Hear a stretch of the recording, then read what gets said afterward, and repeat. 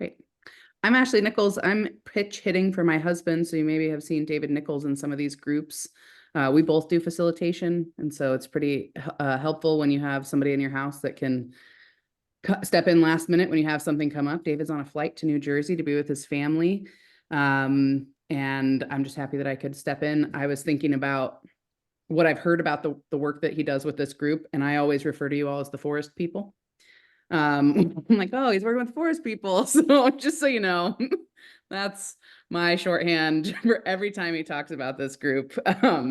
That's what I think of. I'll be doing some tech support. I'll be putting up maps and things when our speakers request them. And then I'll be monitoring the chat for any questions that you might have. There'll be a Q&A at the end of the presentations. And if you want to chat in questions as the presentations are going, I'll be capturing those and feeding those back to the presenters at the end. But that's who I am. If you're like, who's this random Nichols? That's me. And I'll turn it over to John. Fantastic. Good afternoon. Welcome, everyone. I'm John Robinson. I'm the Public Lands and Wildlife Director with the Idaho Conservation League. I also serve on the board of the Idaho Forest Restoration Partnership. And it's been a minute. I'll spend a second just introducing the IFRP. We're a statewide nonprofit, and our mission is to connect, inform, and support individual collaborative groups working to restore the resilience of Idaho forests. So we support a network to help the forest collaboratives connect with each other, get the information they need, support each other, and we're really just responding to the needs of the collaboratives as we hear them. So we also advocate on behalf of collaborative policies and practices. So we've communicated with congressionals before, the Forest Service, other land managers, other stakeholders, and really we're just trying to convene folks together. And I'll put a link to the Idaho Forest Restoration Partnership website in the chat. And we actually have been hosting conferences since 2010. And so we're going to be hosting one on April 22nd, 23rd of next year. In person in Boise is the plan. So stay tuned for more information on that. Now, one thing is that we're all involved because we love our forests, and everyone brings a different perspective that's really, really important. And one thing that's been where the rubber meets the road, literally, in so many places is in recreation, where you have the real first interaction that the public has with a forest restoration project is when they go out there on the trails. And it's not just about trails as well. The recreation also includes things that happen off trails, whether it's elk calving area up that you're up in the treated stand, you're trying to make sure there's some cover for them, or it might be restoring spawning habitat up in the headwaters as well. So those are forms of recreation we don't really think about, but it is linked to our recreation and how we use the forest. But today we're here to talk about basically access to trails, and we all have to get to the forest somehow, and we want to get to the trailheads. So what we found as the Forest Service keeps building these forest restoration projects, that recreation often gets affected in some way, shape, or form. You could have changes to trails, trailheads, overall access.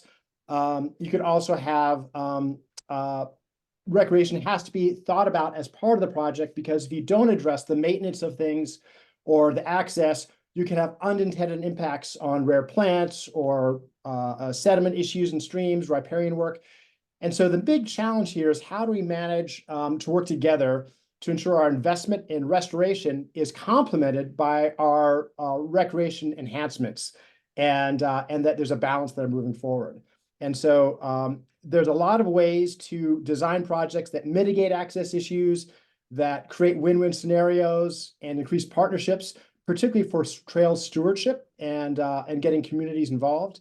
And the whole premise here is that forest restoration collaboratives can be an effective venue for working these out. So I'm really excited because we've got folks who have had lots of experience, years of experience, trying to figure out how to maybe strike the right balance or raise the right questions at the right time. So we're going to be hearing from Liz Johnson-Gebhardt and Mark Hildesheim about different design features in Bottom Canyon and Lacy Lemoosh projects on the Panhandle National Forest. And we'll start with Liz. I'll introduce both of them right now. Liz Johnson-Gebhardt is the co-chair of the Panhandle Forest Collaborative, which formed in 2010 to assist agencies by bringing balanced approaches to timber, wild ecosystems, and recreation, and to contribute to the sustainable social, environmental, and economic viability of the Panhandle National Forest. Liz lives in Priest River, Idaho. And excited to have Mark here. Mark is the executive director of the National Off-Highway Vehicle Conservation Council. Mark also worked as a trail specialist for the Idaho Department of Parks and Recreation and is the state OHV education coordinator and program manager for the state of New Mexico. And Mark now lives in Post Falls. So I've asked each of them to give, a little description of their projects and how they were able to consider recreation as part of those larger forest restoration projects. So I'll hand it over to Liz. Thanks, everyone. Can you hear me okay? Super. Okay. So as John just mentioned, I'm going to talk a little bit about a project that the Panhandle Forest Collaborative helped actually develop. It's called the Bottom Canyon, and it's in the northern area of the Coeur d'Alene district on the IPNF.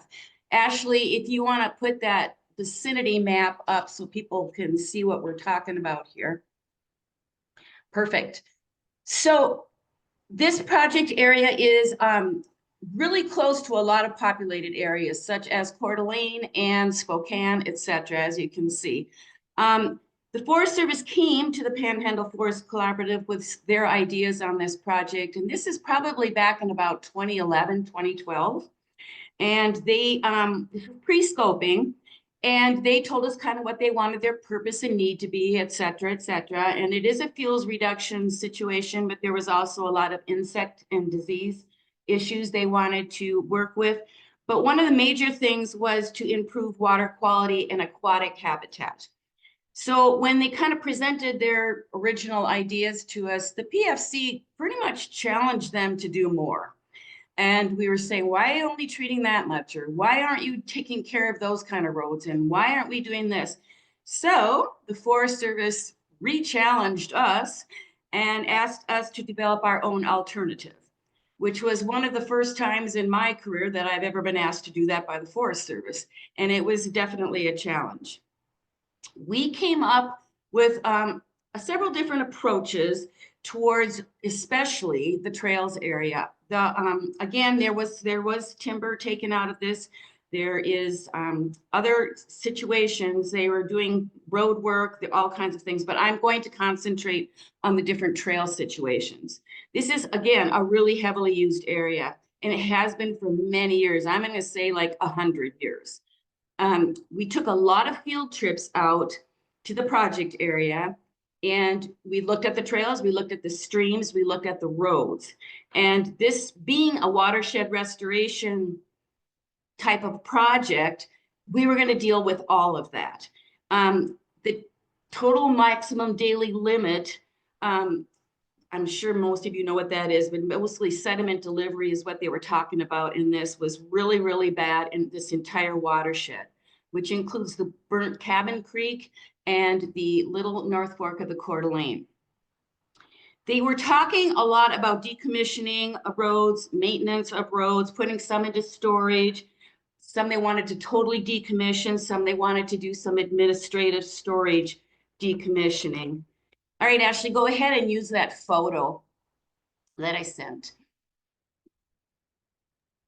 Give me just a second. Is it the other Word document or?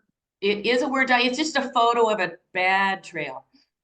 I don't know if I got a bad trail picture. Let me see if I have.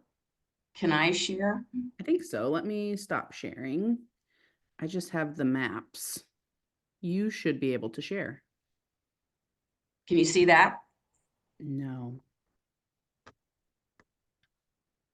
All right, let me see. I'm not good at this stuff. If you send it to me in an email, I'm happy to do it right now. Okay, sounds good. I'll try and do that. Sounds great. All right, so I'm going to kind of go on as I'm trying to like multitask here. So the trail situation, what we really found out was like they were some ones that were in some really, really bad shape. Let me see here.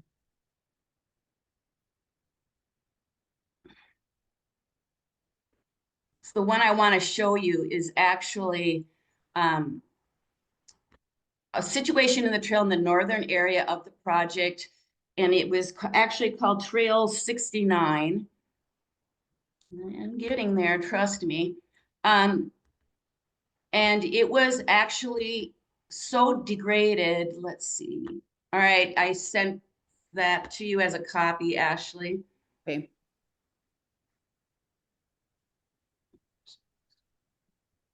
Got it. Perfect. This Ooh. is it. Does that look right, Liz? I'm lost my Zoom. Oh, no. I am not high-tech, people, trust me. Oh, no. It looks like a real bad trail, even if it's not the right one. There's a little hard Okay.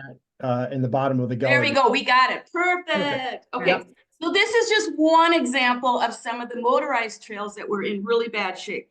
So I'm going to read you something here that actually was in the EA in our alternative that we were trying to get people to understand. So Trail 69 in places had ruts greater than 4 feet deep, as you can see here. Due to the degraded nature of this trail, motorized single track recreationists have adopted a user created trail. So we proposed to adopt and legalize this user created trail, but that meant requiring minor reroutes, surface maintenance, installation of drainage features, etc. The point I wanted to make with this is that when we got out there in the field, we brought in a number of motorized recreationists and non-motorized recreationists to look at these trails and roads that were being degraded like this. Obviously, we've got a sedimentation issue here, and it was really getting worse and worse. And when people start creating their own trails, it obviously doesn't go well, because then they're just typically doing it in some place that we would rather those trails were not made. All right, do we have the second map, Ashley?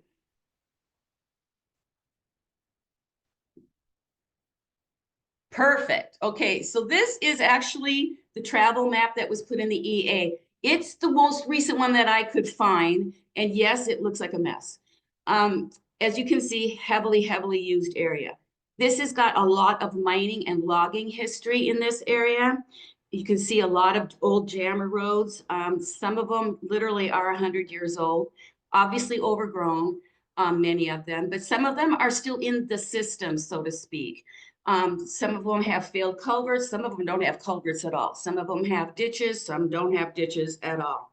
So just to give you an idea of what you're looking at, the green areas are open to all vehicles. So those are your natural Forest Service roads that we all use. The orange, as you can kind of see that, are open to double track ATV vehicles. The pinkish, kind of a rose color, is open to single track motorcycle trails. And then there's some great kind of dotted trails in there that I don't think you're even going to be able to see, but those are non-motorized. Most of those are in the northern area of the project and in the southwest area of the project. A lot of this, again, is motorized recreation. So as we learned the terrain more and more, and we asked these members of the different motorized clubs in the area, and there's quite a few of them, we really wanted them to participate, because obviously this was going to be a make or break it for their enjoyment, but also for this whole water quality issue that we were trying to deal with. So I think the biggest part of this for me personally is I learned a lot from these folks. I have a side-by-side, I have an ATV. I typically use them as workhorses. I'm not necessarily out on the terrain recreating with them, but this is a big deal to a lot of these people. I mean, if they're just recreating on a weekend, if they're hunters, if they're going out to, I don't know, look for wildflowers, whatever they're trying to do, we wanted them to make recommendations. One of the things that I learned is that they want some challenges, but not to ruin the resources, but they want to go up some hills. They want some switchbacks. They don't necessarily want to go through creeks, but they want to go from side to side through creeks. Maybe we need to put some culverts in. Maybe we need to put some structures in for them to be able to do that. This is what they brought to the table. And I thought it was a really awesome discussion with all of us. And I should say this took years, by the way. There were some roads in this area, especially down in this area, that in the southwest area, that they wanted to just decommission, put them into forever storage. They just wanted to get rid of them.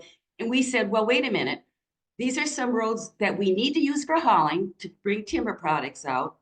And then they wanted to decommission them. Well, wait a minute. Why don't we make those into a double track trail system? And so that they can add some trails, they can stay off the unauthorized areas. Because more and more we know if they don't have a viable trail, there's more people, or maybe a failing trail. There's more and more people that are just going to create their own trail. And that's not what we need out on that landscape, especially when we're trying to deal with watershed quality. So, and I think most of us know that there are more and more outdoor enthusiasts, more and more forest environment usage. So my thought is to tell everyone that think ahead on every project that you're involved with. Try and think ahead. You know, what is this recreational future going to be like for the non-motorized, the ones that would really like to just be walking, maybe on their mountain bike, that kind of thing, but for the motorized as well. So right now, the PFC is thinking ahead on a number of projects. We have the Honey Badger project, heavily used area just above Hayden Lake. We did a lot of trail work, and they're continuing to do that trail work. We are putting together the Buckskin Saddle, very heavily used area on the northeast end of Lake Pend Oreille. The Chloride Gold, another area that there are hunters, there are a lot of non-motorized and motorized recreationalists. So what we did is we asked local guides that bring people in for hunting, motorized hunting. We asked local motorized businesses to participate. We asked the motorized clubs to participate. And in my opinion, that brings this out into the forefront. We get the discussion on the table early. Nobody gets everything, nobody gets nothing, but at least we're getting something out there that everybody is heard, and they're actually brought forth, their ideas are brought forth so that the Forest Service can maybe, hopefully, sometimes incorporate them into their projects.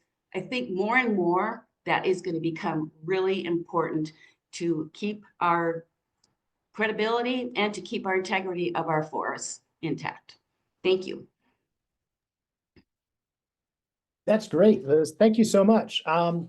Let's hold off on questions until Mark has already gone. And so we'll just hand it over to Mark, and Mark can tell about his experience with the Lacy Lemoosh project and how the collaborative has been involved with that. Thanks. All right. Ashley, could you pull up the first map that I sent this afternoon? Yes, I can. Let me. This. Can you tell me, is it this one or this one? Yep. This one. The other one. The other one. Yep. Now the zoom's in the way. That one first. Perfect. Perfect. Okay. So like John referred to, I'm a member of the Shoshone-Benoit Collaborative. I've only been on that collaborative group for a short time. They were looking for more recreation voice. So they brought myself and Jim Manning in, who's with the Idaho Trails Association. And we've been trying to look at some of the projects and how they might affect recreation opportunities, or where there might be opportunity to update some of those opportunities. One of the first ones that we helped comment on was this Lacy Lemoosh project. As you can see, it's on the St. Joe Ranger District. So part of the southern part, or the South Zone, as they say, in the Idaho Panhandle National Forest. Well-needed project, good prescriptions. You know, mostly our collaborative was in favor of the project. As we looked through it, a lot of the initial comments that the group came up with were referring to the treatments and, you know, what we needed to do to make sure that wildlife security was in place.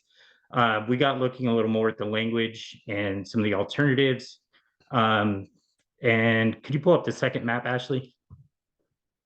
please.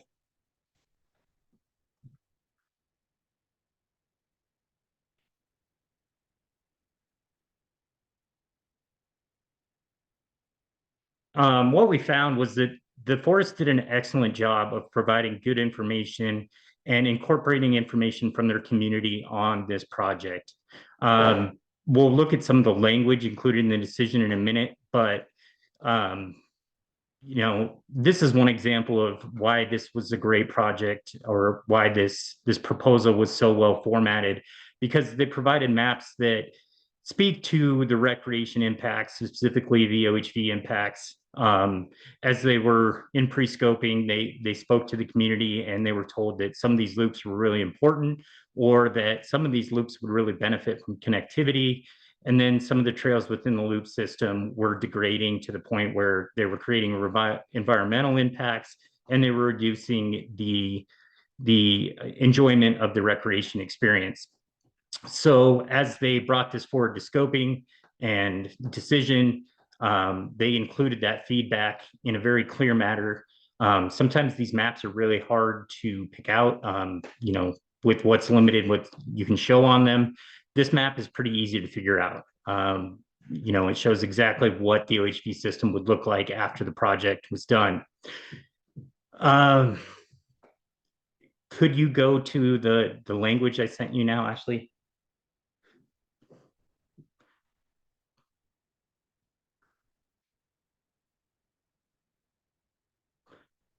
All right, so I won't read this, but if you guys can see it, I think it's a great example of having recreation at the forefront of the project as a consideration, where oftentimes it's not. I just spoke to a person in another state that was upset that one of the main recreation areas outside of Denver is planning a thinning project, and they have not included any language on trail restoration or recreational impacts. And so that's concerning. This did not happen. In this instance, the Forest Service spoke to the, sorry, I have a 3-month puppy, so if you hear squeaking in the background, there's not much I can do about it. But the Forest Service did an excellent job communicating with the local community, finding out what their priorities were, what the recreation priorities were, and fit them into the scope of the project, so that, you know, that could be considered, that so the recreation opportunities could be preserved. And it just showed a really good neighbor relationship with the Silver Valley. Those of you familiar with the Silver Valley know that, you know, there's a lot of outdoor recreation, a lot of hunting, a lot of OHV recreation.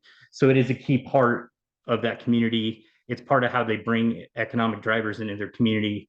And so this was just a well formatted project. I can say from the collaborative side, as we were commenting on this, you know, a lot of times it's easy to get hung up on the things we don't like, or we really want to make sure of that the Forest Service is proposing.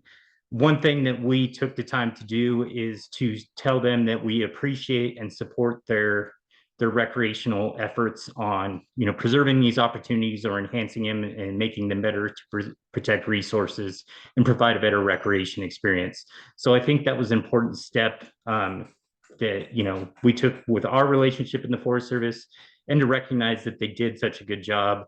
I'm sure you guys in the Forest Service can agree that it's nice to get positive comments sometimes, and we wanted to make sure that, you know, we recognize that as well. So I wasn't heavily involved with the development of this project, but I can say that I was very impressed with the efforts taken. I do travel all over the country looking at trail systems, and I read a lot of these documents, and this is often overlooked, is how the recreational resources will be impacted by projects. And it was really refreshing to see a project like this where it was put at the forefront because of the importance to the community.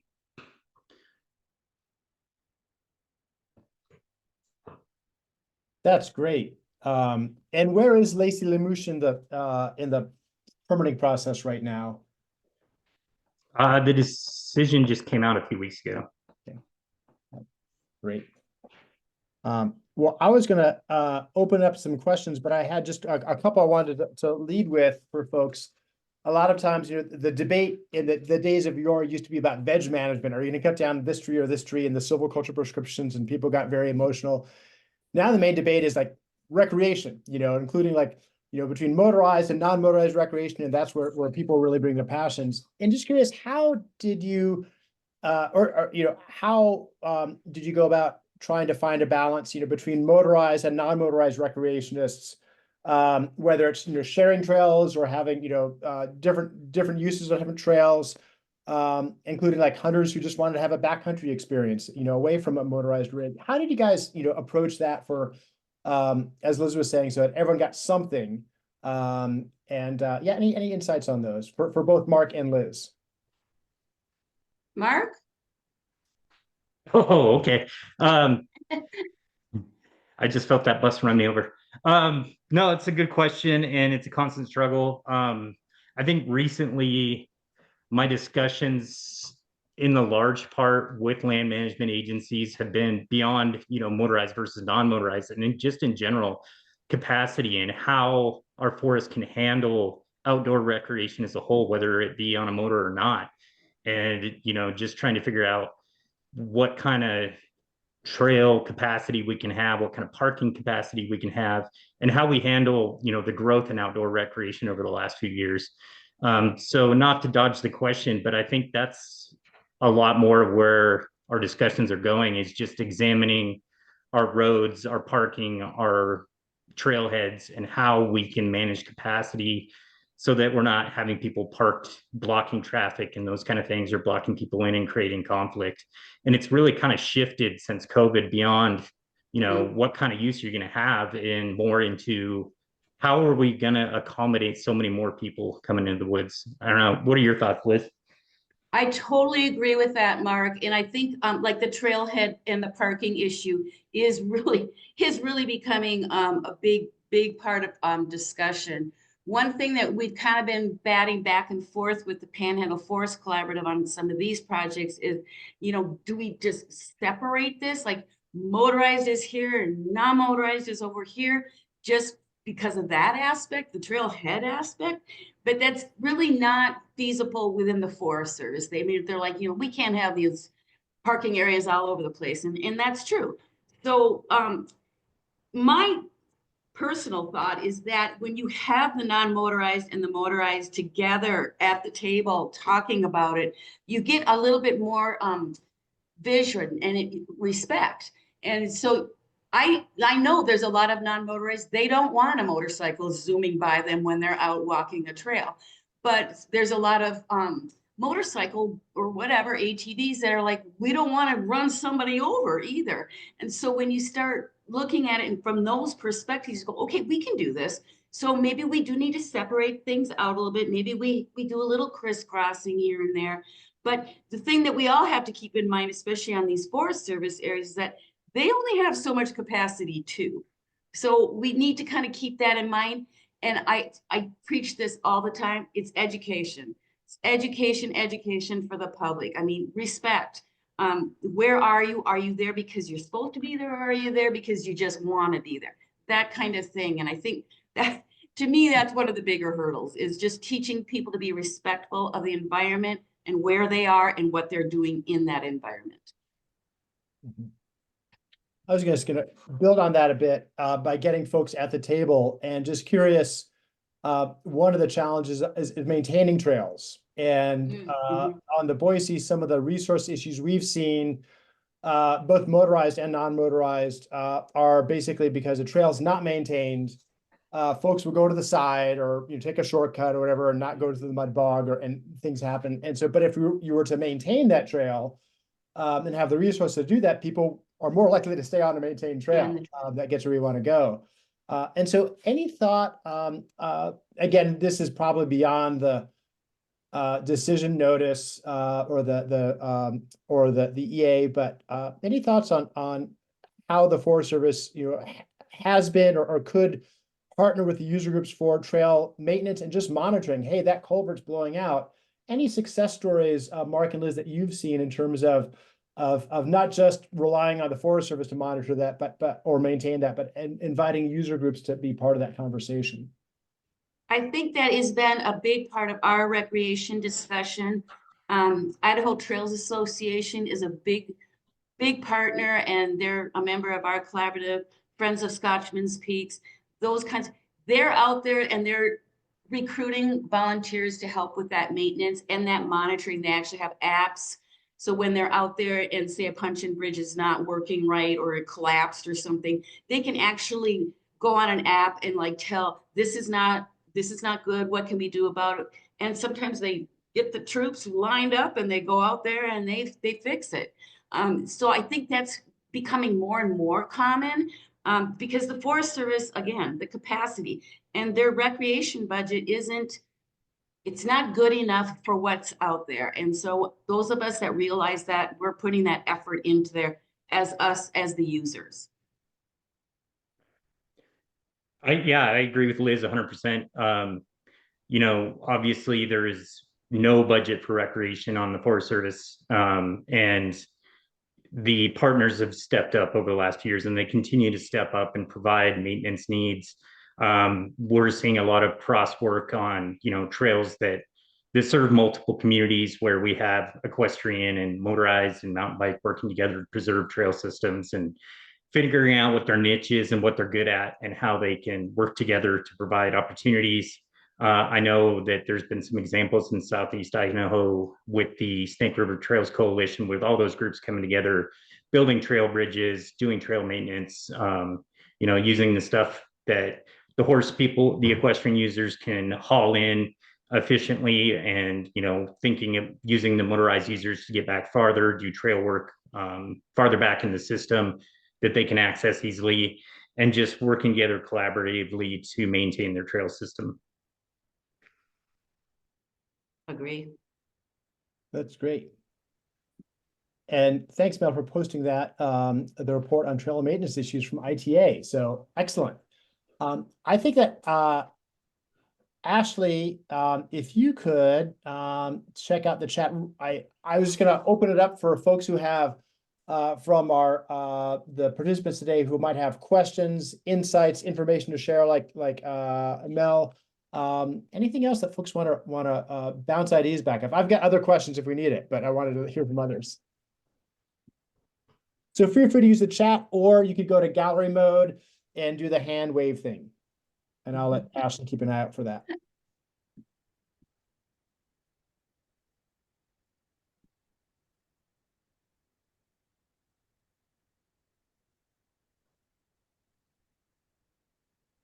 Well, I know we did a great job, but did we do that great of a job? We've resolved all forest management issues just in one short Zoom webinar. Great. One of the things that Mark just brought up that I really agree with and I'm really interested in is the backcountry horsemen have been such a big part of bringing in supplies and like chainsaws or whatever to help maintain trails. Unfortunately, in our area, they're kind of aging out, and I'm sad to see that because it's really a big part of it. And I know that on non-motorized trails, I mean, that's a big part of it, that we get those horse people in there or whatever in there to help us with that kind of repair and maintenance. So it's just a thought. Mm-hmm. Terry? Yeah, and I would take that further in that we're seeing membership in traditional clubs decline across the country, and an aging out of the volunteer base, motorized and non-motorized. And it's something we have to address as, you know, outdoor recreation enthusiasts, is how do we get people out?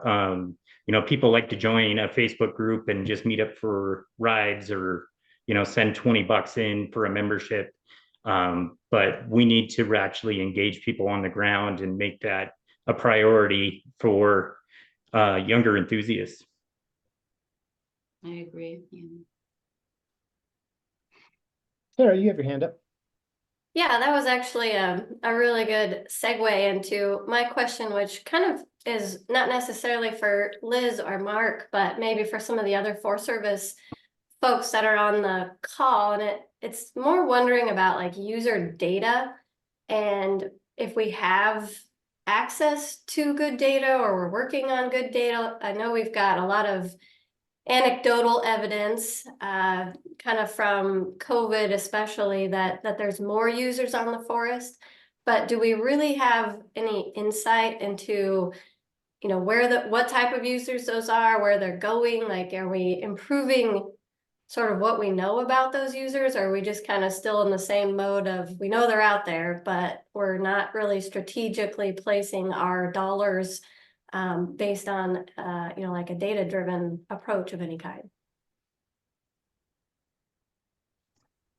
I would encourage, sorry, I'll jump in. I know you said it wasn't just for me, but Well, you can I'm gonna answer jump it in too, anyway. that's fine.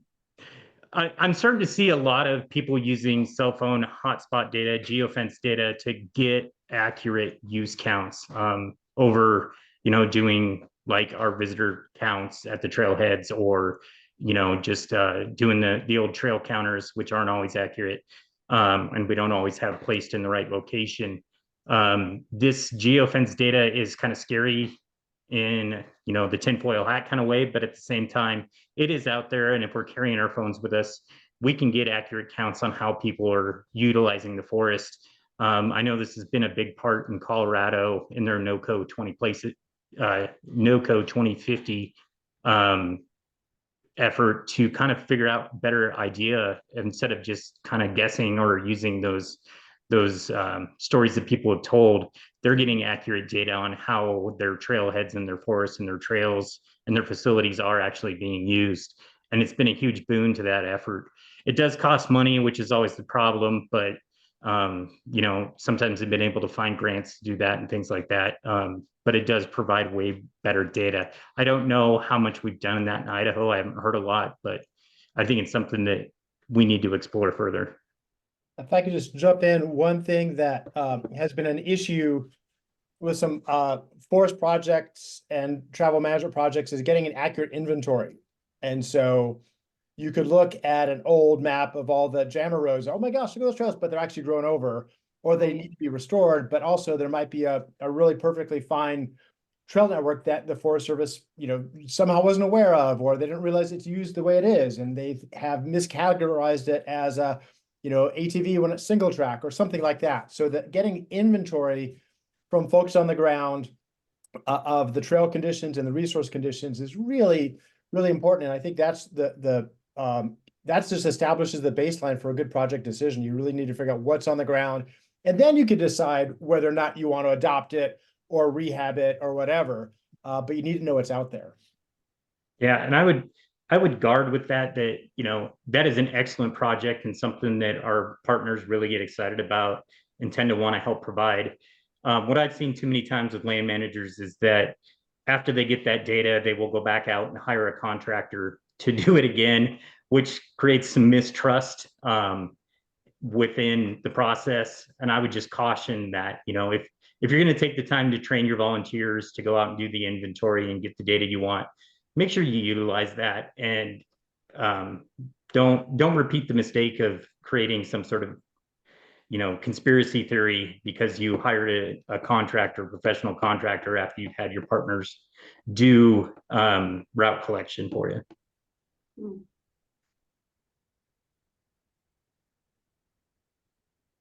Yes, Karen. I was trying to figure out how to raise my hand, so I'm sorry. So in the NES, some of the areas do utilization reports, and they have a person in the community that will actually go out and visit with people that are in the campgrounds that don't have a campground host. And then they report that information back into the Forest Service as to what they're doing and how many people and what they're recreating. And it would be nice. I don't know about regular campgrounds that do have a host, but you know, campgrounds that do have a host, it would be nice if they somehow did utilization reports with the visitors that visit that campground, right? What are they doing? What kind of recreation users are coming into there?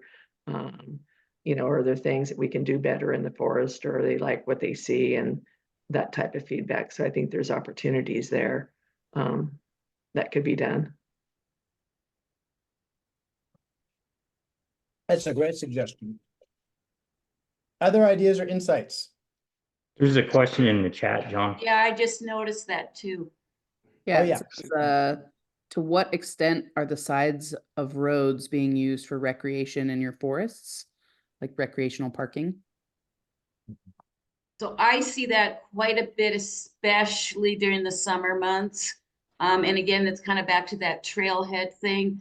And, the Forest Service in some areas has done a great job of putting in bigger parking areas and, porta potties, that kind of thing.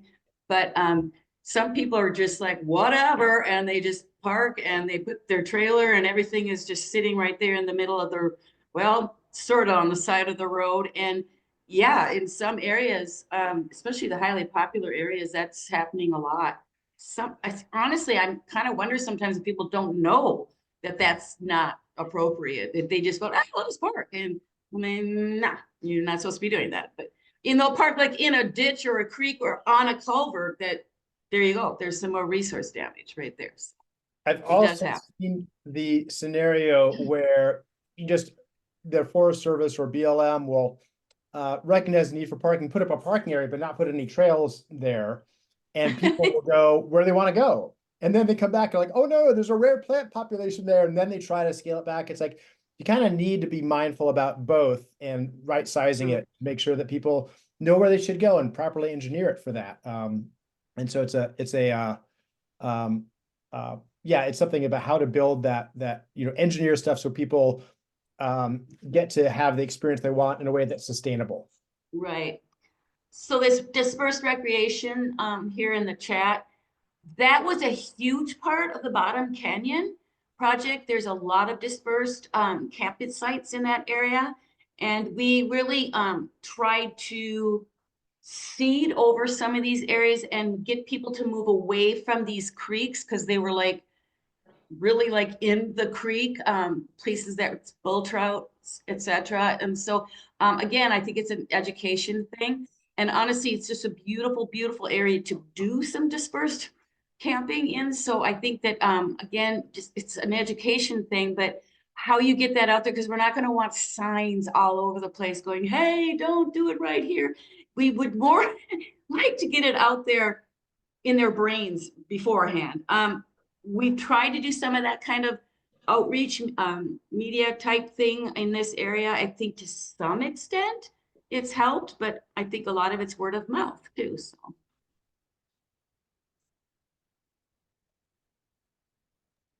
And if anyone's figured out how to remind people to put out their campfires or to pack things out, or to, how does they say, pack out your waste. If anyone has any magic bullets out there, that'd be great. Pack it in, pack it out. I always say, if you're going to pack it in, it's a lot lighter when you're packing it out because you've already eaten the food and drank the beer or whatever. So. That's great.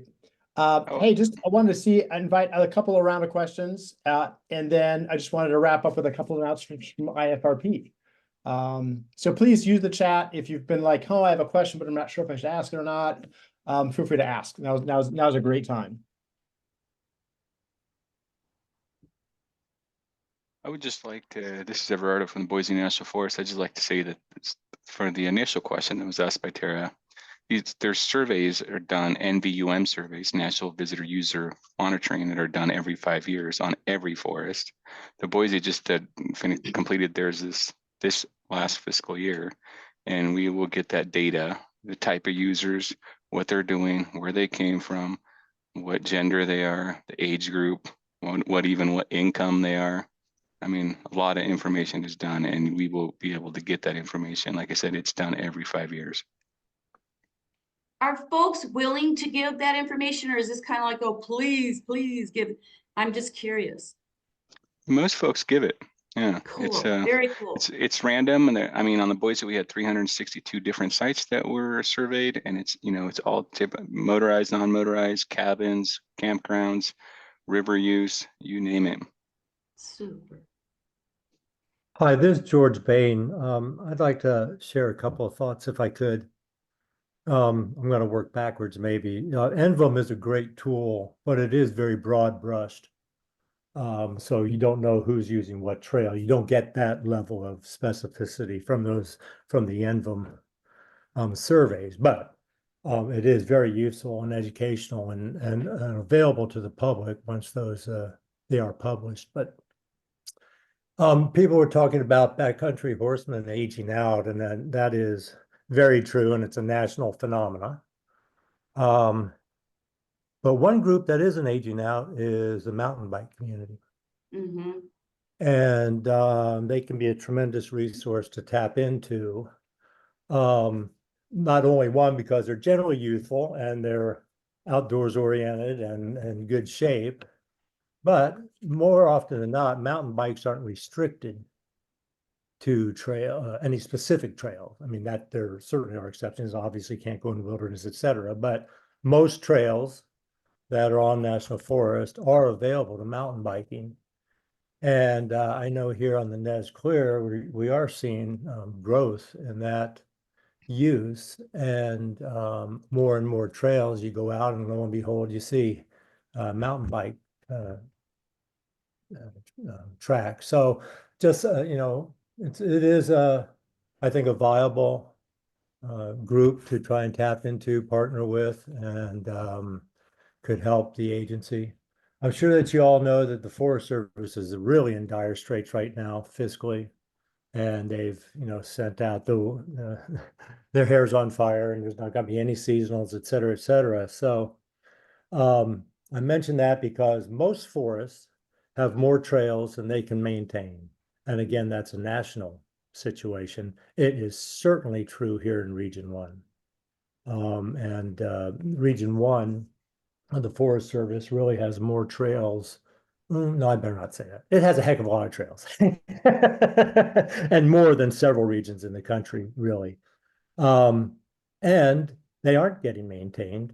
Again, from a lot of forest trails are on a 3-year rotation for maintenance. The ones that they can maintain. There are trails out there that are never maintained, to earlier point made.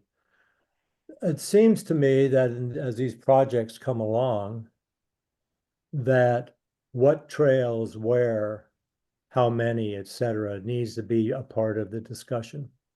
Not just how to get to the trails, not the road system that gets you there, but what are those trails that are most valuable to the visiting public, to the recreating public. We all know that travel management is even more contentious than forest planning. And that holds true for trails as well. Everybody's got their favorite trail, and they'd like to see them stay on the ground and maintained. But the practicality of it is that the Forest Service can no longer do that, even with the tremendous partnerships that are out there that do a heck of a lot of work, more work than I think the agency does, if you mile for mile, are done by partners and agency personnel anymore. So I just really think that the forest, whatever forest or districts are bringing these projects online, need to swallow the pill and recognize that I think they should have that as part of their discussion in these projects, and recognize that it's not going to be fun to get there. But ultimately, if we want to have a sustainable trail system and recreation experiences on the national forest, it seems to me that that should be part of the equation. So anyway, with that, thank you for the opportunity to comment. Tara, you had a question. I did, and I see that Melanie was just answering it. So I was just asking, I clicked on the link that she provided on the trail reporting, and it was obviously an Esri-based service. So I was wondering if the ITA partnered with Parks and Rec on some of the mapping services that they were working on. Yeah, and I could answer that quickly. There's the info in the chat, but we haven't. One of our board members is a GIS consultant, and so she kind of maintains this page for us. But at this point, like the farthest we've really gotten is collecting the data, and then we look and see what we get survey wise. We don't get a ton of people using this feature. I'm sure if we made it a little easier, like an app, we probably would have more, just make it easier for people to use in the field. But at this point, we've just been passing information on. We do occasional monitoring projects, but I think as we grow and we grow our volunteer base, we're definitely interested in that, just collecting that data and, whether it's user, like how much a trail is getting used, hanging out at the trailhead and monitoring that, or hiking a trail and gathering or doing condition surveys. Okay. Yeah, hopefully we'd love to do something like that as we grow.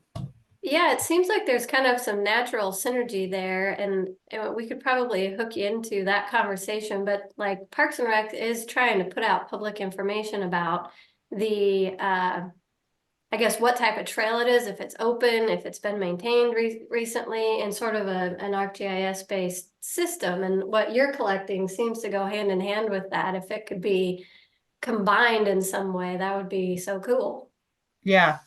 No, we're interested. I think our limiting factor has been, just enough volunteers to a lot of this scouting stuff is kind of like, 2 people going out together. And so it's nice to get, 2 people who are friends or something versus like our big volunteer projects that we put together to do trail work. But yeah, it's definitely needed. There's just so many miles of trail between non-motorized and motorized, and like hard to know what's going on out there. Absolutely. I was going to see if there's any other things in the chat right now. There's some good information in there. I really appreciate it. I'm just going to ask a kind of a closing thought on here. The instigation for this is, the Forest Service launches a project, and we were in the wildfire crisis strategy. And so one of the questions, I guess, last question for the folks is, what do you do when the Forest Service says, when you bring up a recreation issue or something, infrastructure issue, and they go, well, that's not a priority right now. We're working on, a real high priority hazardous fuel reduction project around the community. We can't add everything into the project. We just have to get the stuff done from a safety perspective. How do you engage in that? And, how much do you try to squeeze and how much you say, okay, we need to protect the community first. We can't want to delay it for indefinitely for this. But how do you, balance that approach, and for your collaboratives to saying this is important, let's circle back on it, or, how do you manage that conversation about different priorities? That's a great question, John. We were just out in the field the other day, last Friday, on a new project, and there were an ITA and an ICL member there that really wanted to talk about the recreation in that area because people were creating their own trails, and it is hazardous fuels. It's in the WUI, and that's what they were really wanted to focus on. But our point was that, fires start because people are out there doing stuff on trails. So you are somewhat protecting a community by merging these kind of things. And they kind of wanted to sideline that discussion and sideline it. And we're like, no, let's talk about this now before you even start mapping this project out. Let's start talking about it. If we can't involve it in the project as much as we would like, okay, fine. At least we talked about it, and it's in the back of your minds and in the front of our minds. That's the point to me. Do you always get something done? Maybe not, but at least the discussion should be out there. Yeah, and I would just say that, I think we need to remind people that recreation is directly tied to community health and well-being. There are a lot of studies out right now that show that the current generation buying houses, they pick where they live and what profession they're going to hold based on the proximity to recreation opportunities. So there's a direct link to community health and recreation, and how many people are going to be moving to an area and living there and providing the professional services. So it really can't be separated from that community health and safety. What we can't do as partners is the clearance part. And if we can get through that part and get it tagged on to a forest restoration project, partners can generally take it from there and, find the funding, find the workforce to get it done. So we just need the buy-in and the support to get that initial NEPA clearance done. And, in general, we are willing to take it from there once we've got the okay. Perfectly said, Mark. Perfect. Hey, we're up almost at the top there. I wanted to thank Mark and Liz for sharing your experiences and insights and wisdom, and for Ashley for pinch hitting here, and then for everyone for joining us. So where do we go from here? A couple of thoughts. One, I'll just put a link in the chat to the Idaho Forest Restoration Partnership website, and look for a survey in the coming weeks from IFRP. We're going to be sending one out on a surveys being worked with the University of Idaho for hot topics for our next conference. We already have a structural outline, but also we want to hear back from the collaboratives about what issues that are most pressing to you, or solutions, or wicked problems that you're struggling with, you need some help with, or you want to just try to have a group discussion about. So look for a survey. And then also we've got a peer-to-peer learning network. So folks said, where do we go from here? So this is a kind of a new feature we haven't really used a lot, but if you want to connect, like I want to follow up with what Mel was saying earlier, like how do we do this and how do I get in touch? And so we've got that peer-to-peer learning chat. And then last thing I was going to say is please save the date for our conference, April 22nd and 23rd. And that's going to be in Boise in person.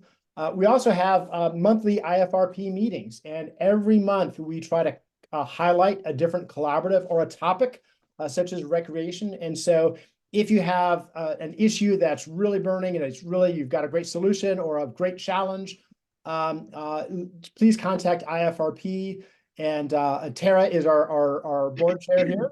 And we can get it on the agenda and at least allocate some time to talk about it in a kind of a smaller group message. And thanks, Mark, for putting your message in there too. That's great. Any other closing thoughts? I think we're at time. Thank you for the opportunity. It was great to speak to you all. Yes, thank you. All right. Thanks, everyone. Thank you, guys. Thank See you you. later.